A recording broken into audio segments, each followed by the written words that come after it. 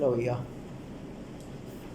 Last class में हमने क्या कर लिया था, अल्कोहल फिनॉल की प्रिपरेशन करनी थी पूरे, ठीक है। अभी आज करेंगे physical property of alcohol and phenol. Physical property में सबसे पहले क्या आती है, सॉल्युबिलिटी आती है। क्या आती है, सबसे पहली प्रॉपर्टी आती है सॉल्युबिलिटी। चेक कर लेते हैं भाई। आप एक बात बताओ, अल्कोहल जो होती है वो पानी में डिसॉल्व होती है नहीं होती है? एकदम बढ़िया डिसॉल्व होती है, दारू है पानी में मिलाओ पियो मस्त, ठीक है।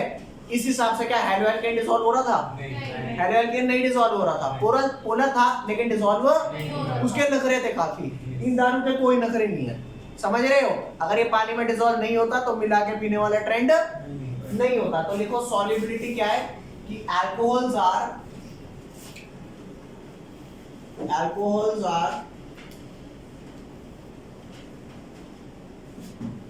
dissolved in water, ठीक है। और आप चेक करके देखना, जैसे कार्बन जैसे CH3OH है या फिर CH2OH है, सिर्फ वो कार्बन कंपाउंड अल्कोहल के डिसॉल्व होते हैं जो जिनमें कम कार्बन है। कार्बन बढ़ा दोगे, मान लो आपने कार्बन बढ़ा दिए 1 2 3 4 5 6, अगर इतने कार्बन आपने बढ़ा दिए तो क्या अब ये डिसॉल्व होगा? नहीं। क्यों डिसॉल्व नहीं होगा? क्योंकि कार्बन जो होता है ना, ये कार्बन जो होता है ये होता है हाइड्रोफोबिक। क्या? हाइड्रोफोबिक का मतलब होता है जो पानी से दूर जाता हो, डरता हो। तो क्योंकि यहाँ पे कार्बन मॉलिक्यूल कम थे, बोलो भाई कार्बन मॉलिक्यूल क्या थे, कार्बन एटम कम थे, तो इस वजह से ये तो डिसॉल्व हो रहा था। लेकिन कार्बन बढ़ा दोगे तो ये हाइड्रोफोबिक वाला पार्ट बढ़ जाएगा, ठीक है। और वाटर में ये क्यों डिसॉल्व होता है? क्योंकि वाटर के साथ अल्कोहल्स क्या बनाते हैं, हाइड्रोजन बॉन्डिंग। बोलो, तो यहाँ पर लिख लो alcohols are dissolved in water because they form H bond with water. Is that clear? ये हो गया। नेक्स्ट आपकी सेकंड प्रॉपर्टी कौन सी आती है? सेकंड प्रॉपर्टी का नाम है बॉइलिंग पॉइंट। Boiling point. अब आपसे एक क्वेश्चन पूछता हूँ, ये रहा CH3Cl और ये रहा CH3Cl, आप बताओ इनके बीच में कौन से अट्रैक्टिव फोर्स हैं? प्लस माइनस प्लस, कौन से हैं? ये है डायपोल डायपोल इंटरेक्शन। ये वाली बात तो आपको समझ में आई हुई है, फोर्सेस हमने पहले कर रखे हैं। लेकिन वही अगर कंपाउंड होता है यहाँ पे CH3OH और क्या होता CH3OH, ये कंपाउंड होता तो इधर भी पॉजिटिव नेगेटिव आता, इधर भी क्या आता, पॉजिटिव और नेगेटिव। तो यहाँ पे जो डायपोल क्रिएट हुआ है वो O और H की वजह से हुआ है ना। अरे C और H के बॉन्ड तो क्या थे, नॉन पोलर थे। तो यहाँ पे क्या होगा, यहाँ पर सिर्फ इंटरेक्शन नहीं रहेगी, क्या बना देंगे, ये बॉन्ड बना देंगे। और इस बॉन्ड को क्या बोलते हैं, H बॉन्ड। तो कुल मिलाकर के बॉइलिंग पॉइंट किसका ज्यादा होगा, अल्कोहल्स का है या एल्कोहल्स का? अल्कोहल का भाई, H बॉन्डिंग के इंटरमॉलिक्यूलर फोर्स ज्यादा स्ट्रांग है ना। क्या लिखना, boiling point of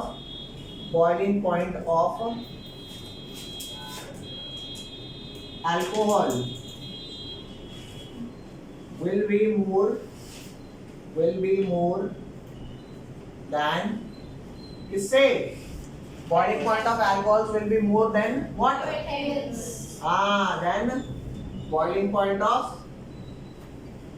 haloalkane. Okay? Yes. अगर कोई पूछेगा why तो बता दोगे, because alcohol forms intermolecular H bonding while haloalkane forms because alcohol forms dash and haloalkane form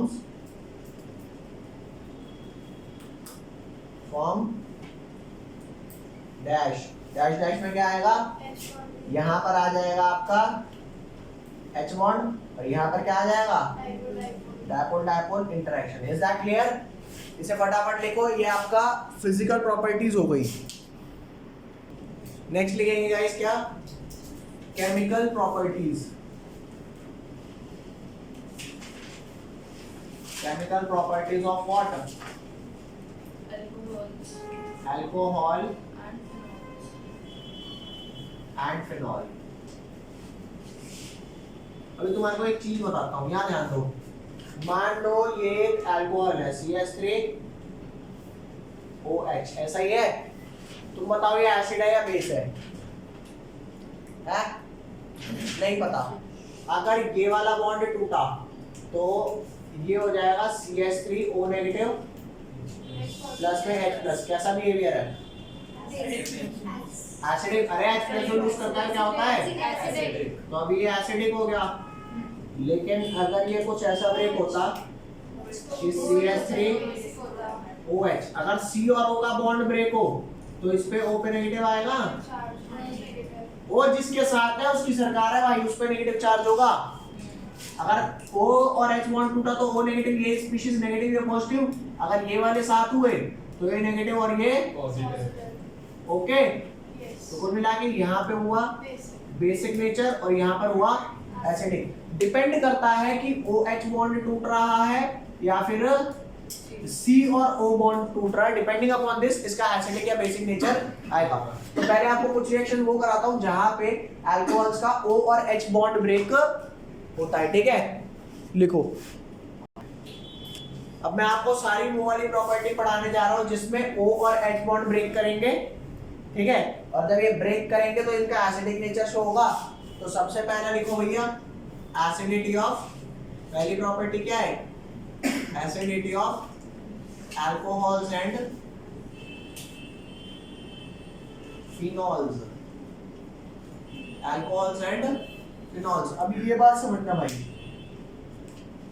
जैसे मान करके चलो जब हम छोटे बच्चे थे 10वीं क्लास में पढ़ते थे तो हमने एक रिएक्शन पढ़ी थी कि एसिड को अगर मैं रिएक्शन कराऊं मेटल के साथ तो वो बनाता है सॉल्ट और हाइड्रोजन गैस रिलीज करता है। और हाइड्रोजन गैस के आगे बर्निंग मैच स्टिक ले आऊं तो वो पॉप साउंड रिलीज करती है नहीं करती? तुम्हें याद तो है नहीं लेकिन मान लेते हैं कि याद है। ये भैया, तो अब एसिड आपका क्या हुआ? अल्कोहल हुआ। किसी भी एसिड को किससे रिएक्ट करा दो? मेटल से रिएक्ट करा दो। ले एसिड कौन सा लेगा? जो मन करे वो ले ले। CH3CH2OH। अरे बोलो, इसका नाम हो गया इथेनॉल। क्या नाम हो गया? इथेनॉल। इसका रिएक्शन कराओ Na से, O और H बॉन्ड का ब्रेक करा दूं तो H को रिप्लेस कर दिया किसने? Na ने। ये बन गया CH3CH2O negative Na positive plus H को ऐसा H नहीं हाफ H2 लिख देंगे। ये गैस रिलीज होगी, बर्निंग मैच स्टिक ले आना, मस्त आवाज आएगी। तो इथेनॉल बना क्या में? इथॉक्साइड। इथेनॉल क्या बन गया? H हट गया तो इथॉक्साइड। कौन सा इथॉक्साइड? सोडियम। अबे जैसे NaOH क्या होता है? OH नेगेटिव होता है, तो वैसे OH की जगह O इथाइल है तो हाइड्रोजन होता है तो हाइड्रोक्साइड होता है। तो इथेन है तो इथॉक्साइड। तो क्या नाम हो गया? Sodium ethoxide. क्या क्या H2O करवा रहे हैं प्लस H2O लिखा भाई ऐसे। तो खुद भी कुछ भी लिख देगा फिर कहती है मैंने गलत पढ़ा। अच्छा गलत पढ़ाता तो यहाँ भी गलत पढ़ाता ना। एग्जाम में कितने टॉपिक्स गलत पढ़ा? नेक्स्ट हैंड्स प्रूव कौन गलत लिख रहा है? यहाँ ध्यान दो। तो इथेनॉल किस में कन्वर्ट हुआ? इथॉक्साइड में। अरे बोलो, अगर मान ले भाई Na की तो 1 वैलेंसी थी तो एक इथॉक्साइड लगा। अगर मान ले Na की जगह कोई और आता तो मान ले ये आता, क्या बोलते हैं, क्या टर्ड ब्यूटाइल अल्कोहल। कौन आता? टर्ड ब्यूटाइल अल्कोहल। तो इसकी रिएक्शन अगर Al से कराऊं तो भाई सिंपल सी बात है, क्योंकि Na की 1 वैलेंसी तो एक इथॉक्साइड आया, Al की 3 वैलेंसी होती है तो 3 आएंगे ना। तो यहाँ पे 3 लिख लो और रिएक्शन क्या हो गई कि ये टर्ड ब्यूटॉक्साइड कितने चाहिए? अरे 3 O नेगेटिव चाहिए। तो ये O नेगेटिव कितने चाहिए गाइस? 3 और ये Al, तो इसका क्या नाम होगा? और यहाँ पे 3 H है तो 3 और H2 है तो 3/2 ये निकल जाएगा। इसका नाम हो जाएगा एल्यूमिनियम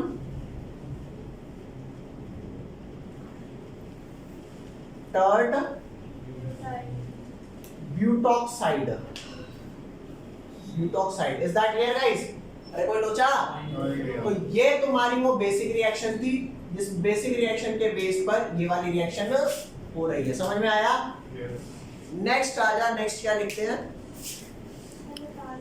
जैसे ये आपने रिएक्शन देखा कि एसिड जब मेटल से रिएक्ट करता है तो सॉल्ट और क्या बनाता है?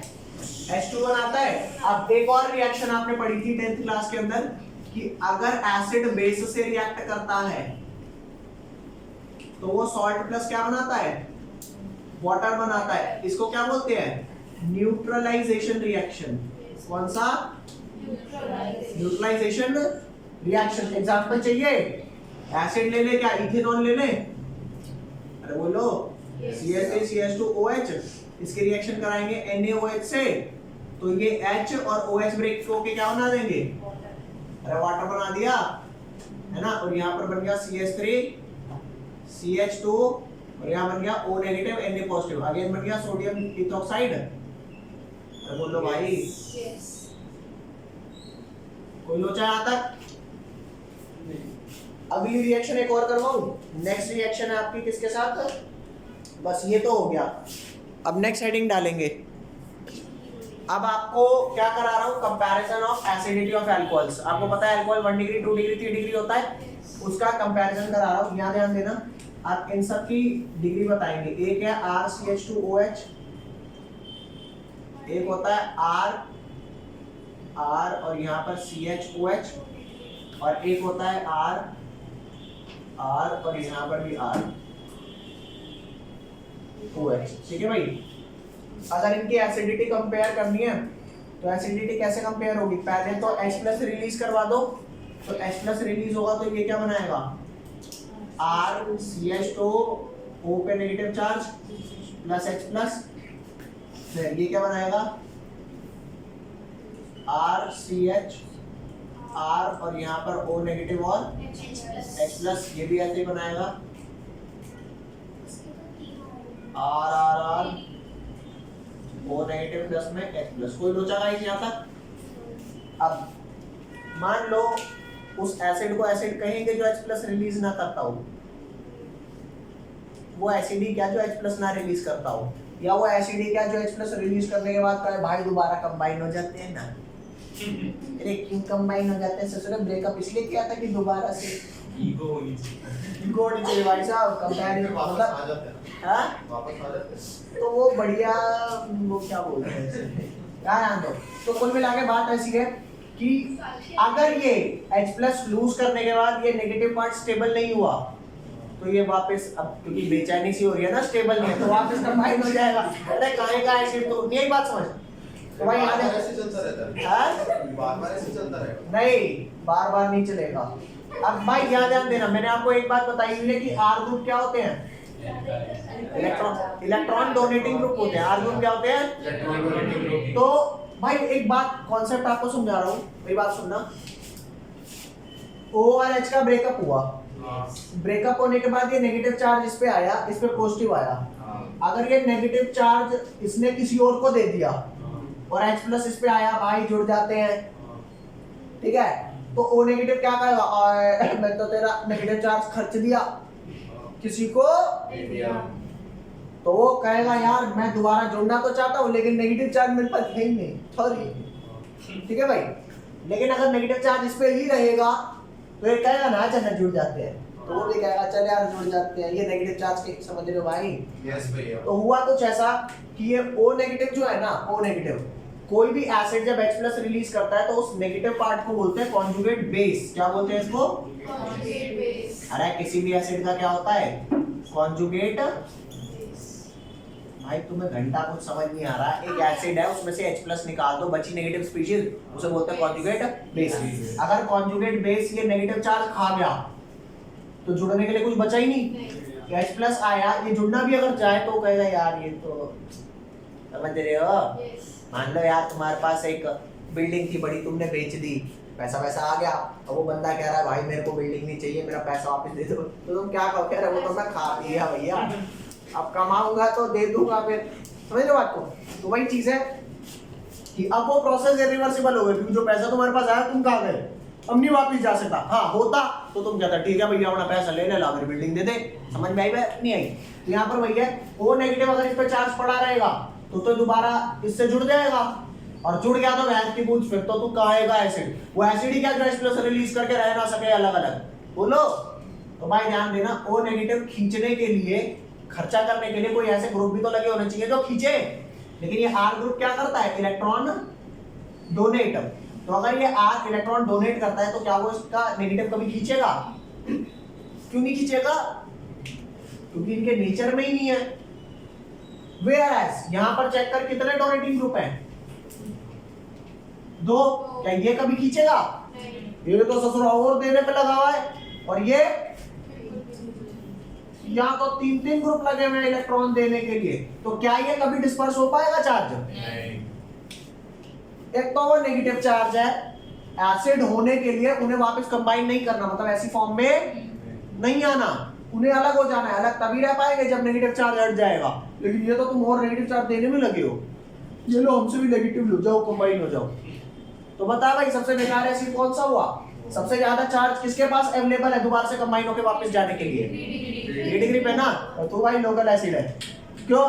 हमने तेरे को नेगेटिव चार्ज दिया था ताकि तुम अलग अलग हो सको, तुम इसे ही इलेक्ट्रॉन दे रहे हो, जा भाई कंबाइन हो जा। ब्रेकअप करना अच्छी बात नहीं, नहीं आई बात समझ? तो भाई इसका कॉन्जुगेट बेस इतना अनस्टेबल है, इतना अनस्टेबल है, इतना अनस्टेबल है।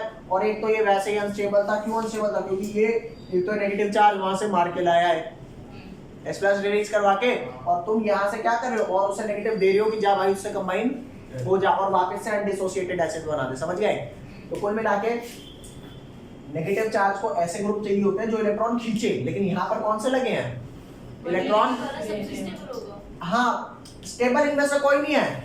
वो इन दो में काना राजा वाली बात है कि स्टेबल तो कोई नहीं है। क्यों? क्योंकि सबके नेगेटिव चार्ज है, वो डिस्पर्स हो ही नहीं पा रहे। क्यों? क्योंकि सब ग्रुप देने में लगे हुए हैं, तो नहीं हो पा रहा ना। हाँ, यहाँ कोई ऐसा ग्रुप लगाओ भाई साहब जो नेगेटिव आता ही अपने पास खींच ले। समझ रहे हो? कोई भी मान लो एल्काइल ना लग के फ्लोरीन लग जाए, फ्लोरीन तो इलेक्ट्रोनेगेटिव है ना, क्लोरीन लग जाए वो तो खींचेंगे। लेकिन ये तो खींच नहीं पा रहे, ये तो उल्टा दे रहे हैं। तो सिंपल सी बात है भाई, यहाँ पे जो कॉन्जुगेट बेस है ना वो डिस्टेबलाइज हो रहा है due two plus I effect. Plus I effect का मतलब होता है प्लस इंडक्टिव। अरे इंडक्टिव का मतलब होता है देना, दान देना। क्या दान देना? इलेक्ट्रॉन दान देना। तो यहाँ पर ज्यादा ग्रुप लगे हैं, यहाँ ज्यादा दान दे रहा है तो जल्दी कंबाइन हो जाएगा, यहाँ थोड़े कम लगे हैं। तो देखा जाए तो स्टेबल कोई नहीं है, लेकिन डिस्टेबलाइजेशन सबसे ज्यादा किसमें है? इसमें ज्यादा है। नहीं आई बात समझ? तो इसी बात को मैं आप लोगों को लिखवा देता हूं, क्या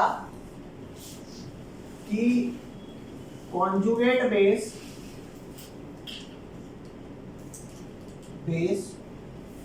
of 3 degree alcohol is highly stabilized या डिस्टेबलाइज्ड? Very nice. हाईली क्या है ये? डिस्टेबलाइज्ड। व्हाई? बाय इलेक्ट्रॉन लिखा है, electron donating effect of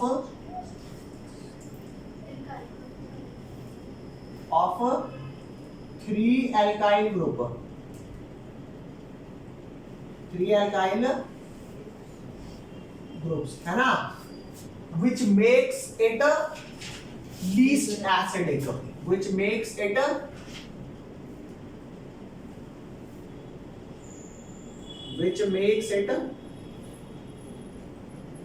least acidic।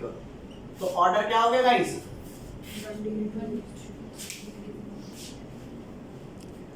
Least acidic कौन सा है? 3 डिग्री वाला। तो एसिडिटी ऑर्डर क्या हो गया गाइस? एसिडिटी ऑर्डर हो गया कौन सा? 1 डिग्री सबसे ज्यादा, 2 डिग्री कम और 3 डिग्री सबसे।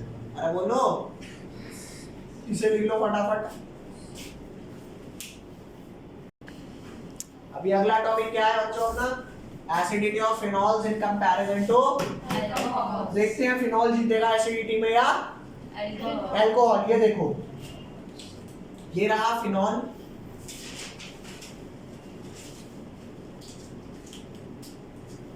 और ये था बेचारा अल्कोहल। ठीक है गाइस, फिनॉल का ब्रेकअप हुआ, कैसे ब्रेकअप होगा?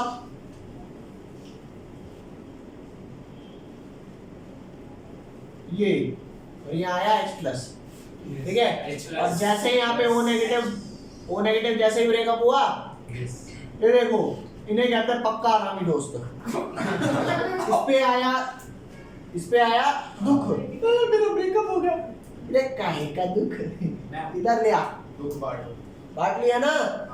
तो अब अगर H प्लस इस पे आता है, अरे यार रेजोनेंस हुई कि नहीं हुई? होगी भैया। मौके क्यों नहीं हो? तो अच्छे दोस्त हो गए। ये देख ले लिया इन्होंने, यस भैया। और अभी मस्त चलता रहेगा, बीच में थोड़ी देर के लिए आएगा फिर वापस चला जाएगा।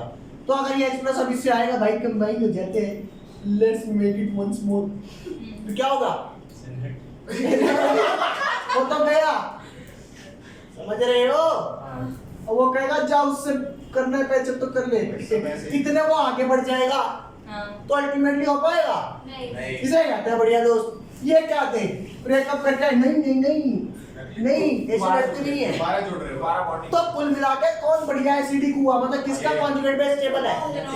Very nice. इसका नाम पता है क्या है? इसका नाम है peroxide ion. Phenoxide ion. Phenoxide. और वही अगर अल्कोहल का ये वाला बॉन्ड ब्रेक हुआ होता, ये O पे नेगेटिव और ये, तो R उसी को इलेक्ट्रॉन दे रहा होता। यस। समझ रहे हो? तो अल्कोहल फिनॉल में कौन तगड़ा एसिड है? Phenol. Why? Because its conjugate base is stabilized by resonance, whereas इनके conjugate base क्या है? Destabilized by the electron donating effect of the हाँ, अरे जब इनमें 3 है, इनमें 2 है, इनमें 1 है। यही बात समझ? आ गई। बोलो। आ गई। आ गई। तो देखो यहाँ पर देखना कि conjugate base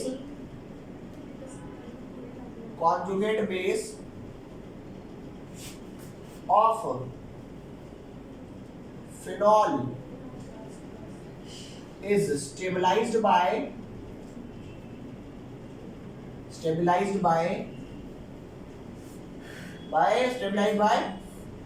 अरे बोलो, रेजोनेंस।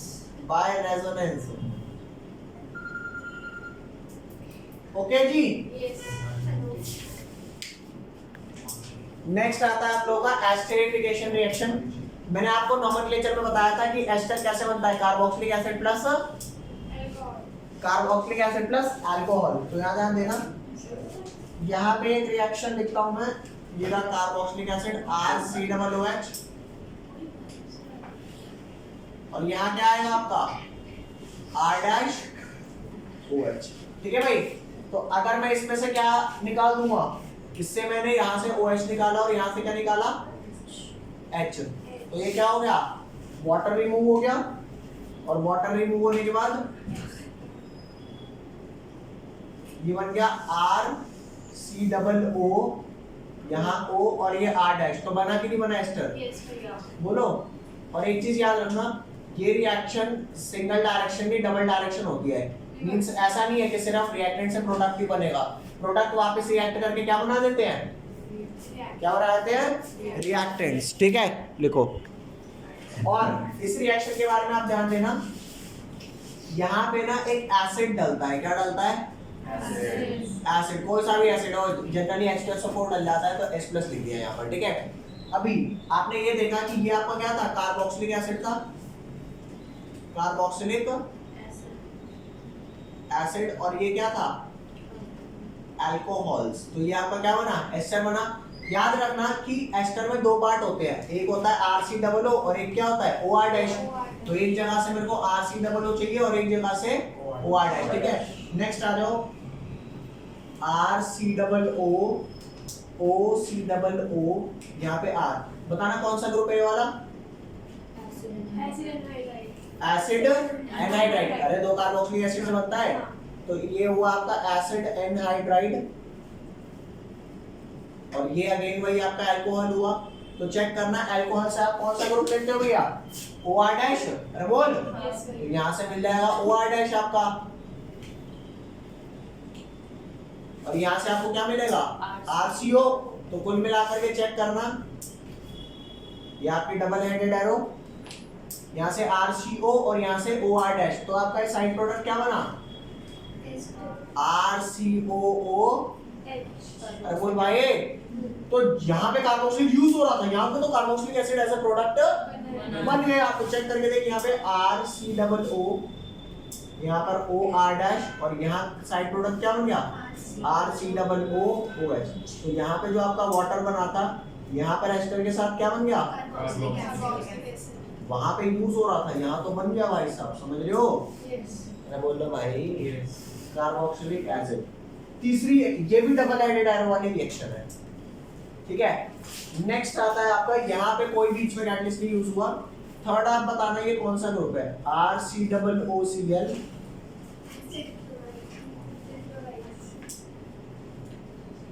ये क्या है आपका एसिड क्लोराइड। क्यों एसिड क्लोराइड कहते हैं ये, क्योंकि कार्बोक्सिलिक एसिड का OH हटा के Cl लगा दिया, एसिड क्लोराइड।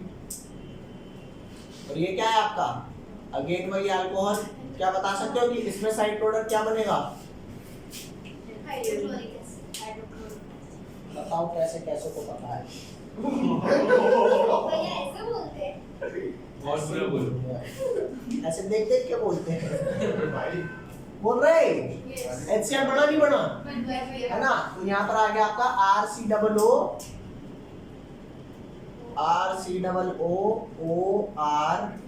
प्लस क्या बना HCl। अच्छा, यहाँ पे जो HCl बना है ना, यहाँ पे एक मैं बेस यूज करता हूँ पिरिडीन। क्या, पिरिडीन। पिरिडीन क्या होता है आपको बताता हूँ। जैसे बेंजीन होता है ना गाइस, ये अरे बेंजीन क्या होता है, 6 कार्बन पे 6 H है, तो यहाँ से एक कार्बन और H हटा दे, क्या बचे 5 कार्बन और 5 H, और यहाँ पर एक नाइट्रोजन लगा दो, तो इसको बोलते हैं हम पिरिडीन। क्या, और ये एक बेस होता है। तो पिरिडीन आपका ऐसा हो गया,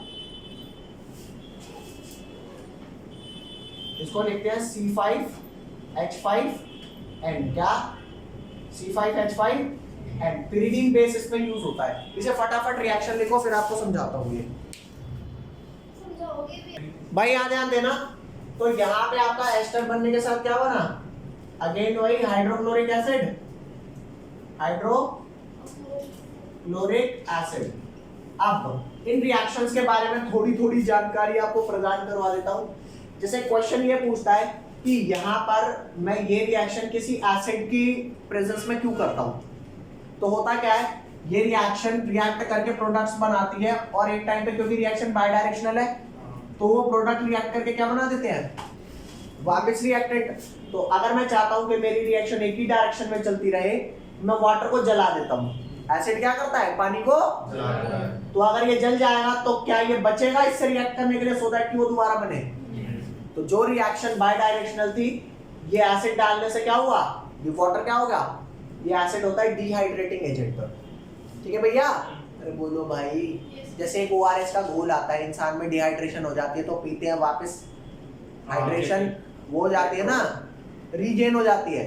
तो पानी हटाने वाले एजेंट को बोलते हैं डिहाइड्रेटिंग एजेंट। ये बात समझ में आई?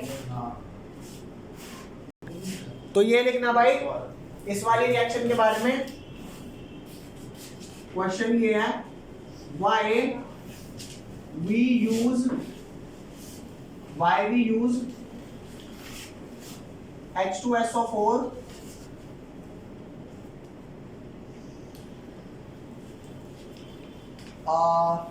in case of first reaction। भाई इस वाली रिएक्शन के बारे में बता रहा हूं, A, B और ये C। इस वाले केस में मैं H2SO4 क्यों यूज करता हूं, बिकॉज आंसर क्या है, because H2SO4 is a dehydrating agent। क्या कर रहा है ये, पानी को क्या कर देगा, dehydrating agent, and will not and won't allow reaction to move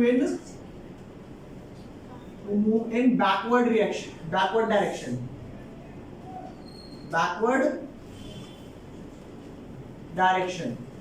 ठीक है भैया, ये समझ में आया नहीं आया? बैकवर्ड डायरेक्शन में मूव करने को अलाउ नहीं करता। नेक्स्ट, इस वाली रिएक्शन में हमने कोई एसिड यूज नहीं किया। क्यों यूज नहीं किया, अरे बोलो, और एक चीज और, हाँ एक चीज और कि यहाँ पे H प्लस है ना, ऐसा नहीं है सिर्फ डिहाइड्रेटिंग एजेंट की तरह काम कर रहा है, ये कैटलिस्ट का काम भी करता है। कैटलिस्ट का मतलब क्या होता है, जो रेट ऑफ रिएक्शन को, हाँ तो यहाँ पर लिखना here H2SO4 also act as, here H2SO4 also act as, कैसे एक्ट करता है, as कैटलिस्ट। ठीक है, नेक्स्ट आपके पास आता है कि ये वाली जो रिएक्शन है हमारी बी वाली, इसमें हमने कोई एसिड नहीं डाला, इसका क्वेश्चन ही अलग आता है। क्वेश्चन देखो भाई, इसका क्वेश्चन क्या है, question why a reaction 2, why reaction of acid anhydride and alcohol is slower initially but occur at faster rate afterwards, why reaction of acid anhydride and alcohol is initially slow but occur at a faster rate after some time। बताऊं क्यों? पता है यहाँ पे acid catalyst का काम कर रहा था, यहाँ पे क्योंकि मैंने बाहर से तो एसिड डाला नहीं, तो जब रिएक्टेंट ये रिएक्ट करते हैं, प्रोडक्ट बनाते हैं, तो कार्बोक्सिलिक एसिड H+ थोड़े से रिलीज करता है, जब बाद में वो थोड़ा ठीक ठाक बन जाता है तो वही एसिड का H+ इसका सेल्फ कैटलिस्ट काम करता है। अरे नहीं, यही बात समझे भाई? जैसे एक इंसान है वो मोटिवेशन में तब आ रहा है जब वो मोटिवेशनल लेक्चर देख रहा है, ठीक है, लेकिन ये तब की कहानी है जब वो छोटा था, बच्चा था, नादान था, बड़ा हुआ, जीवन में धोखा मिला, ब्रेकअप हुआ, अब कोई मोटिवेशनल स्पीकर उसे मोटिवेट नहीं करेगा, अब उसकी सेल्फ मोटिवेशन आई है, इंतकाम। समझ रहे? तो कोई और मोटिवेट कर रहे, इससे बढ़िया क्या होता है, सेल्फ मोटिवेशन। हाँ, तो यहाँ पर क्या है भाई, इस रिएक्शन में कैटलिस्ट चाहिए था, इसमें नहीं चाहिए। क्यों?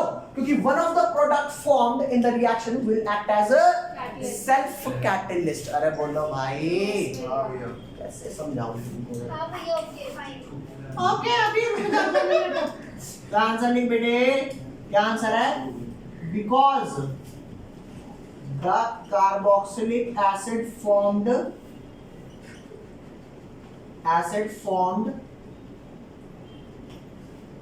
in this reaction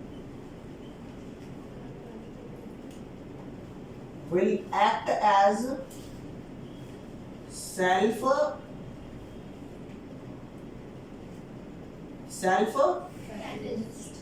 बोलो रे, सेल्फ कैटलिस्ट मतलब अब होगा इंतकाम, है ना? नेक्स्ट आ जा भाई थर्ड रिएक्शन के बारे में। यहाँ पे हमने pyridine यूज किया है। Why we use pyridine in reaction of acid chloride and alcohol? तो यहाँ लिखो why pyridine is used as base, ठीक है?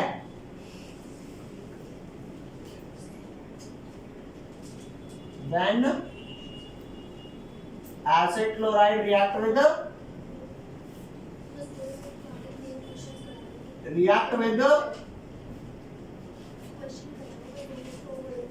alcohol to form क्या गाइस? एस्टर, ठीक है? Question mark. क्यों? क्योंकि जो HCl है ना, वो HCl को न्यूट्रलाइज कर दे, to neutralize the HCl form. तो यहाँ पर लिखना गाइस, क्योंकि जो मेरा यहाँ एस्टर मिल रहा है ना वो एसिडिफाइड है, तो मेरे को चाहिए नॉर्मल न्यूट्रल एस्टर। तो यहाँ पर आंसर लिखो, आंसर क्या है? To neutralize the HCl formed in the reaction,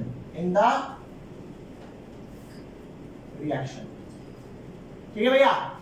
ये तीनों रिएक्शन आपकी बहुत इंपॉर्टेंट है। चैप्टर आपका हो चुका है तकरीबन 70% के आसपास है, ठीक है? इसके बाद बचा हुआ chapter in the next class. Bye bye. Okay.